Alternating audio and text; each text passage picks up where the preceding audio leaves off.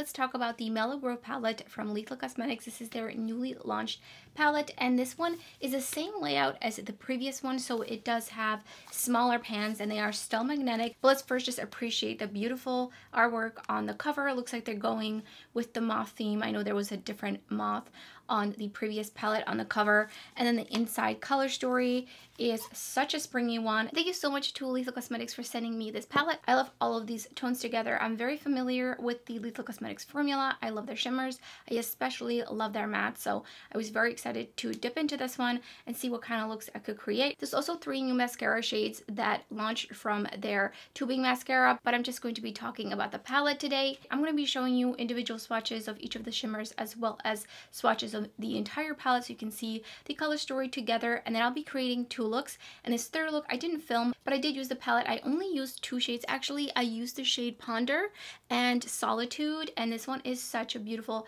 shimmery shade. There are a couple of different shimmer types in here. For the most part, I would say these 5 are very similar.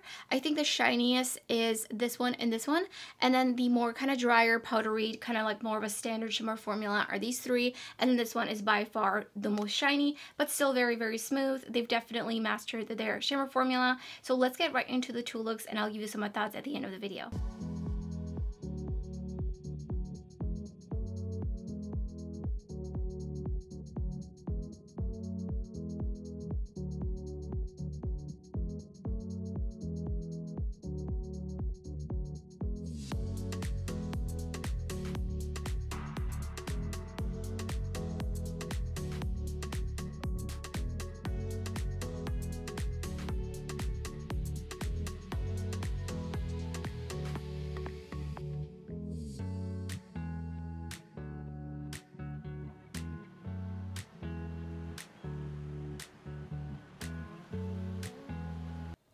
Going in with Serenity first, and it's just gonna go on the inner crease right in here.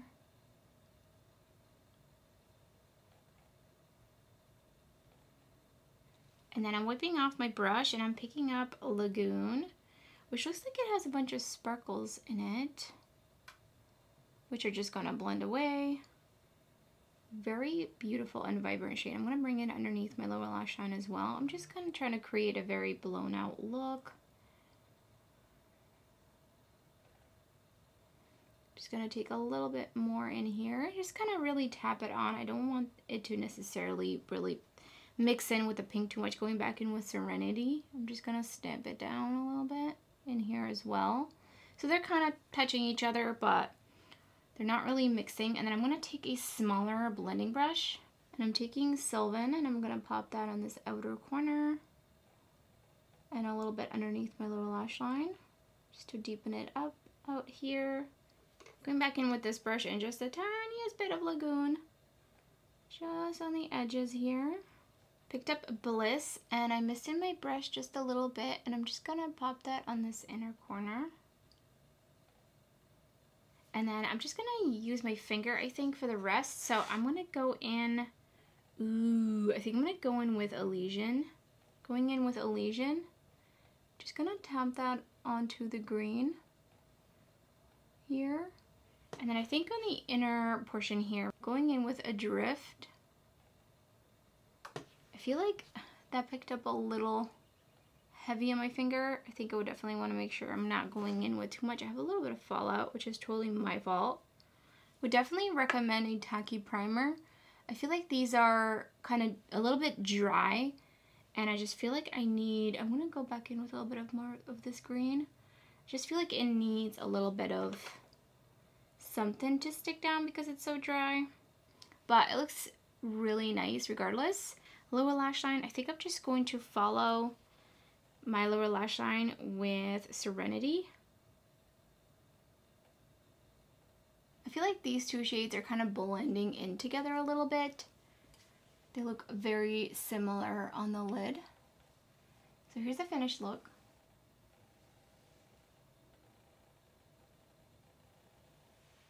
Dipping into Ponder. Ooh, okay, pigmentation.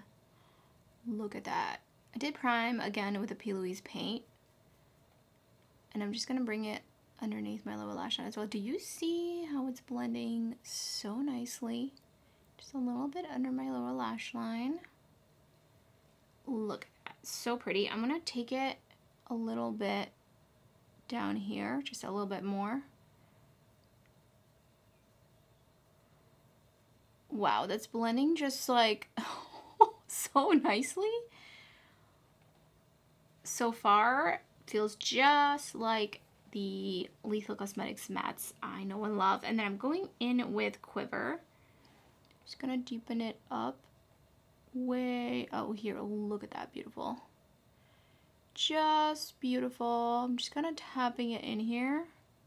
Just gonna take a little bit more. These are definitely very powdery. Like, I'm getting quite a bit of kick up in the pan, but it's not really affecting anything else. So I'm just gonna mush everything together with this blending brush. I think I'm gonna take it a little further out. Just a little bit. Just like that. And I'm wiping off the same brush as I was using before and just going over it again. I feel like the shade Ponder ended up looking a lot more cool toned than it does in the pan. Definitely a bit more cool tone as it's blending out.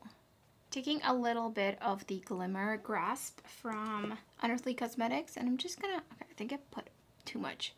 I'm just gonna pop that essentially all over the lid, up into my crease a little bit. And then I'm just gonna wipe off my brush a little bit. I really wanna use Halcyon because it is a hollow shade and it looks so, so pretty. So I'm slowly just going to be tapping it on. Definitely very powdery in the pan. And look at that. Such a great neutral shade for everyday.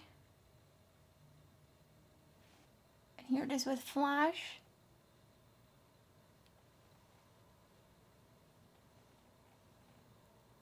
If you've been into indie makeup for a while, you might be thinking this color story looks a little familiar, and it definitely does. Not only is it similar to the Retro Glam from Natasha Denona, I don't have that palette. I feel like that one's way more desaturated than this one though.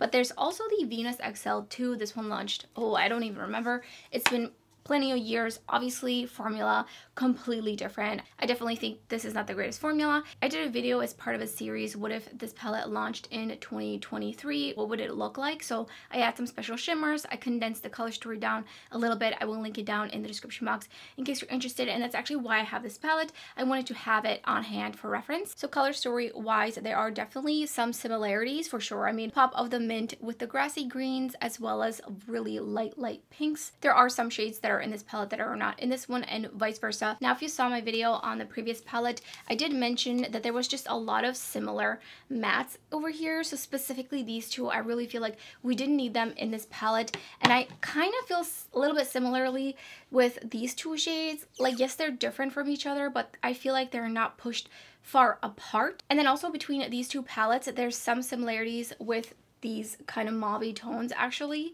So let me actually do a little swatcheroo and just do Sway, which is from the new palette, and Opulence, which is also from the new palette.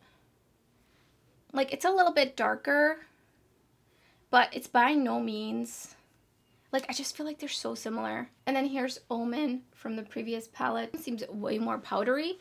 And then Hypnotic, which I can see is pretty different, but it's a bit more plum.